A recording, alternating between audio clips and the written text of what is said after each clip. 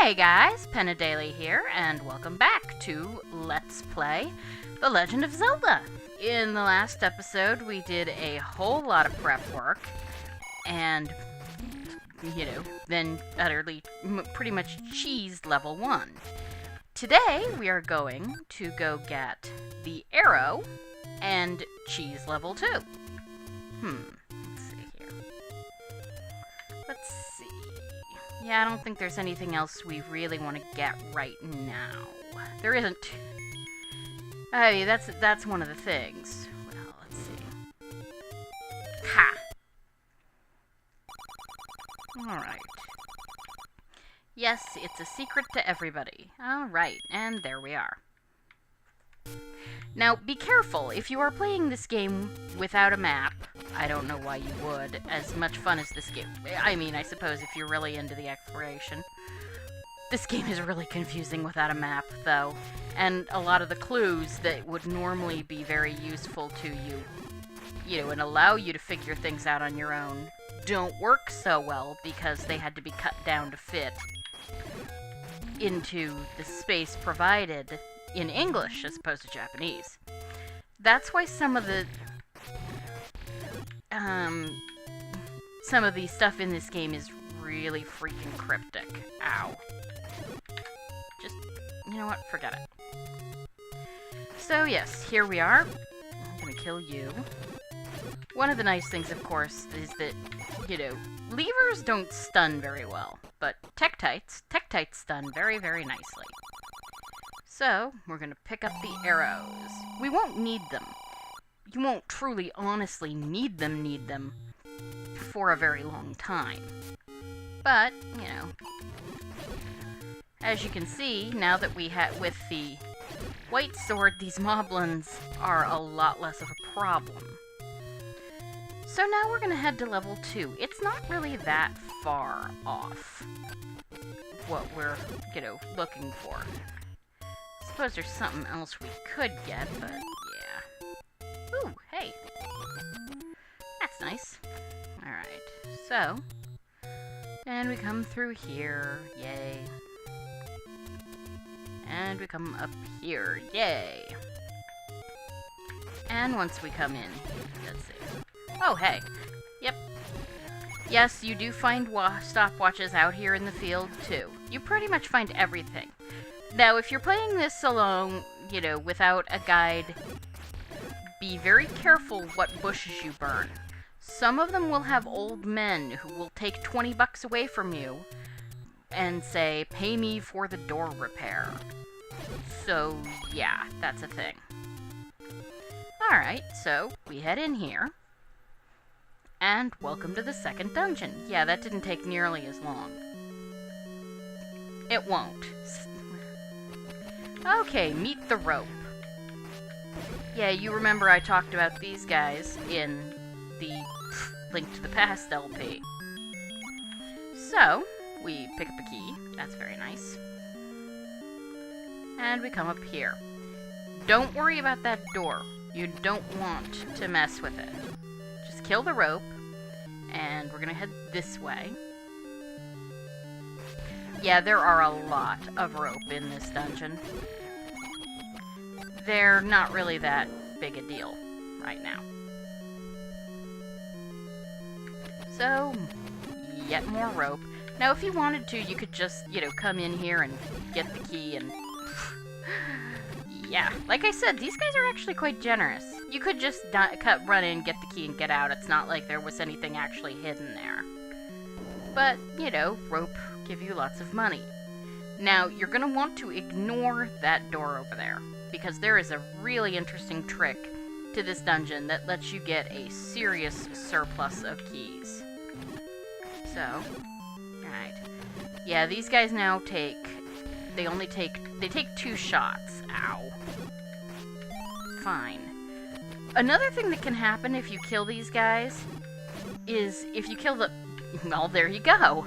If you kill the right one, the leader, they all die. That's something that really didn't show up in many later games. Okay, so we kill all the snakes. Alright. And now, as you can see, this door is open.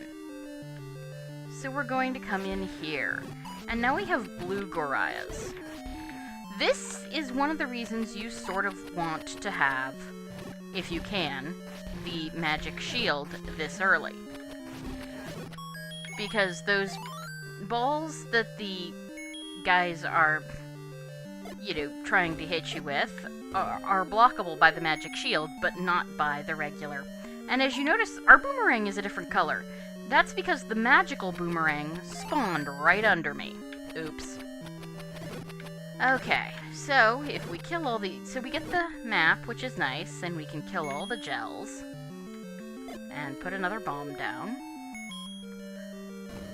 Let's see. Yeah, I should still be able to, as long as I'm careful.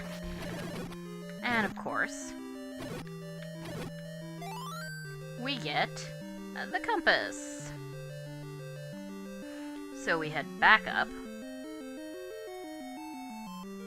And through here. And let's see, yes, okay, so among other things, we will get more bombs, which is very, very nice. There's a reason for it, of course. And bomb through again. There we go. And we come into here. More gel.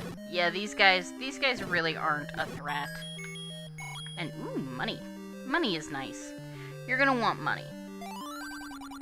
Dodongo dislikes smoke. Yep. So for those of you who have only played Ocarina of Time, Dodongo is gonna look a little funny to you. But we'll get into that whole Dodongo dislikes smoke thing here in a bit. And here we have the Moldworm. Yeah, this is what that really annoying pain in the butt on top of the Tower of Hera looked like in this game. They die, they're really not dangerous at all. They move very slowly. Seriously? Ow. Oh, yes, that'll happen. Because this is an NES game, sometimes people will put one too many sprites on the screen, and then you will get really awful lag. It's bad with rope. It's worse with other later enemies. Okay, so we can kill these guys very carefully. Use the terrain to your advantage. Just, thwack them with your boomerang. Now, memory and palette limitations, of course, mean that their boomerangs are your boomerangs visually. But their boomerangs will never go more than half the screen. Now, there are two ways to kill a Dodongo. Both of them use bombs. And yes, there we go. One, you can just feed him 2 bombs and he dies. The other way, you can put a bomb down when he's eating it. You can put another one right where he won't eat it, but it'll go off with his nose in the smoke. When you do that, well, he is a dead Dodongo. Okay, and since that was only 8 minutes, like I said, there wasn't that much prep. Man, we are seriously doing bombs everywhere. Armoses never drop anything, I should let you know. So, yeah. So I think that because, that one took almost no time, we're just gonna have we're gonna do another video today. Or another episode today. They don't take very long, and, well, I've sort of made my thing on longer videos rather than being one of those people. Some people, they start as they mean to go on with 9-10 minute videos.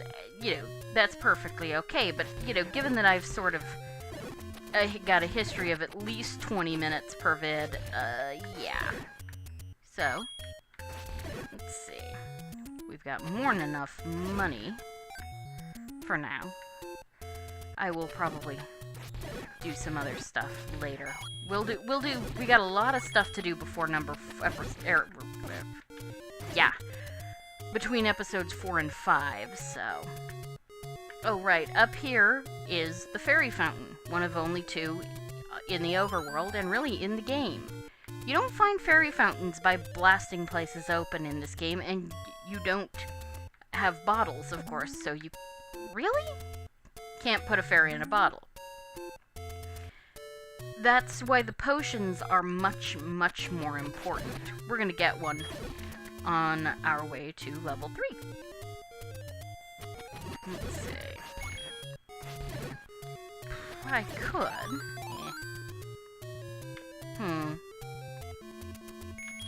Yes. No. One problem with this inventory is that you cannot move between the top and bottom lines. I didn't put that in the right place, did I? There we go. Yeah, you cannot move. You can only move the bracket left or right. Alright. Excellent. So I can get 2 things that will be useful for us later. Let's see.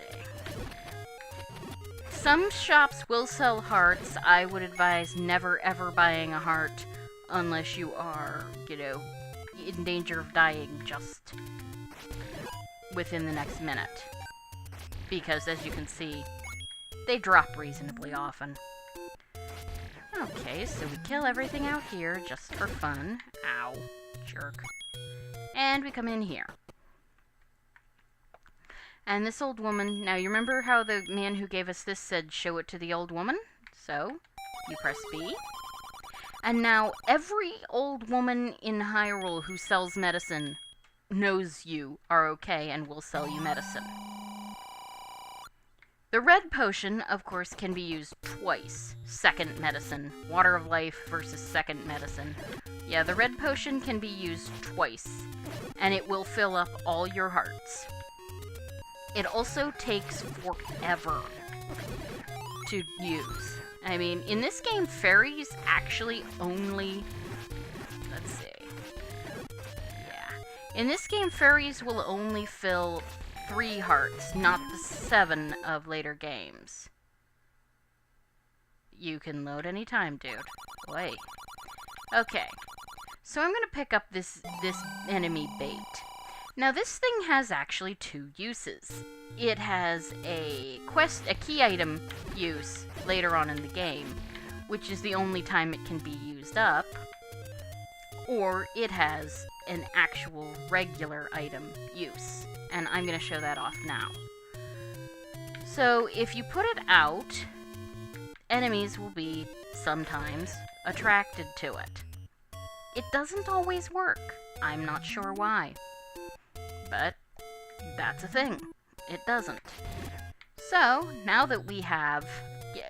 You're not going to need... And it only works on certain enemies. The less humanoid one. I don't think it works on moblins, for example. Jerk. It definitely doesn't work on some of the guys we're going to see in here, in fact. Works on Garayas, though. So... Okay, so by now, you know, even if you had not found any heart containers, you would have enough to get the white sword. And you sort of want it. These guys are Zolls. If you hit... Really? If you hit the Zoll with the low-level sword, it turns into 2 gels. Gels do not drop items. So if you want any kind of drop, you have to have the white sword. Or you can hit the Zoll with an arrow. Because the arrow has the same attack power as the white sword. And meet Darknuts. Darknuts cannot be attacked from the front. Basically, these guys and Iron Knuckles are really the same thing, and their names have just been used practically interchangeably for years. I'm not sure. I mean, in this game, they are Darknuts. In Zelda 2, we had Iron Knuckles. They're all really the same thing, and I'm not sure how Zelda games in the future choose exactly how to deal with things. Okay, so of course we come in here. Ha. Let's see what's up this way. Right. There's like no point to being in there. Forget that room. Okay. So we can come through here. more dark nuts. Ooh, ow, yeah. You gotta be careful and hit them from the side or the back. Eep. Dang it, yeah.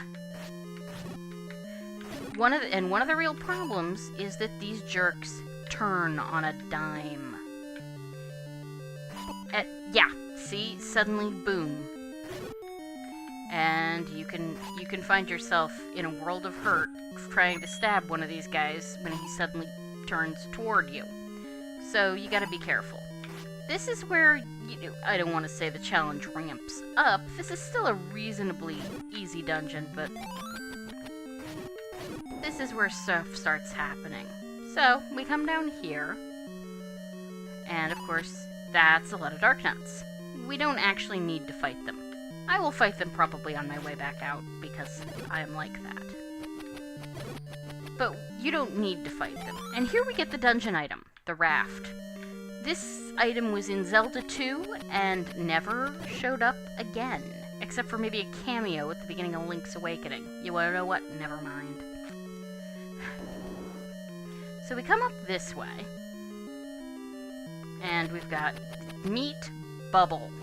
Yeah, these are the skull guys that you see in later games. If they hit you, now these are white bubble, as they're called. If they hit you, you are temporarily unable to use your sword. One thing you can do, if they hit you, is use the flute.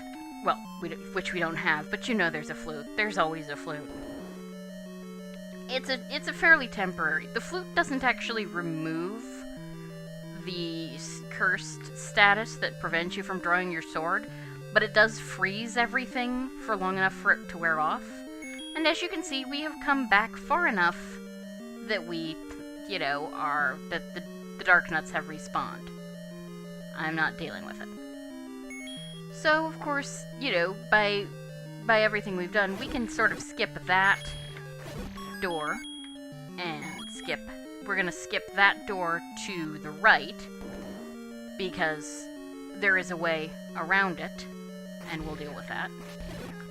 Yeah. Sadly, the stopwatches do not work on the traps. So, yeah. Did you get the sword from the old man on top of the waterfall? Yes, I did. And if you hadn't, this would be how you knew where to get it, and hopefully, didn't have to deal. So, use a key to get a key. We don't really have to, but we also got the clue, of course, which is very important.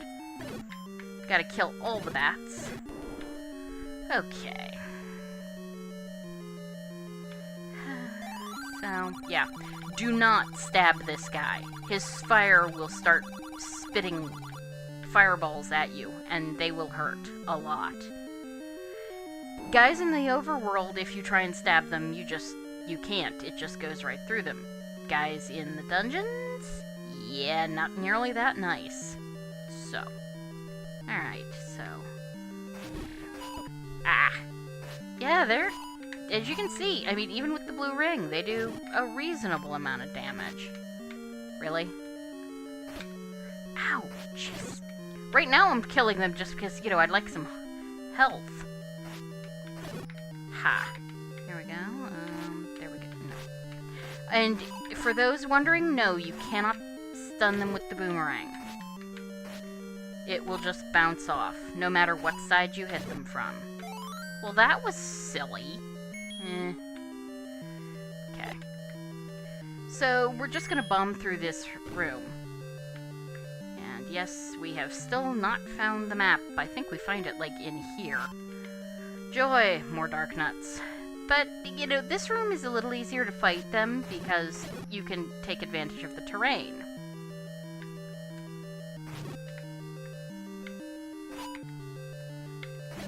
There we go. Aha! A heart. That's nice. Come on. Dude, you are beginning to irk me. Come on. There we go. Combat in this game can be very frustrating because nothing is... Oh, here's the map. This dungeon is called the Manji. Yes. no comments in the comments. It's actually a pretty widespread symbol. It's usually a solar symbol or a symbol of the 4 elements. You know, there are several traditions, very old traditions. In this case, it's a Buddhist symbol, and often is used for good luck. But there are a lot of traditions that this is a pretty ancient symbol that just can't use it anymore because of, you know, a certain jackass. But more importantly, we've got the dungeon's boss, Meat Manhandla. Yes, that's his name. I guess apparently his original name was Testatart, if you believe TV tropes. Dang it. If you place... Dang! I think this is only like the 3rd time I've ever done that. Yeah, if you lay a bomb and it's right in the middle of him when it goes off, you can kill him in 1 shot. Otherwise, you have to kill his 4 hands, and then you can actually kill him. So, yeah, that was a 20-minute video. And that was pretty basic. In that was good. Right. As I said, they never give you anything. So I'm going to call it here for now. In the next video, we will head off to level 4 and then do a fair amount of prep and head to level 5. Or at least, something like that. But I will see you next time. So, thank you for watching The Legend of Zelda, and I will talk to you guys next time. Have a great day.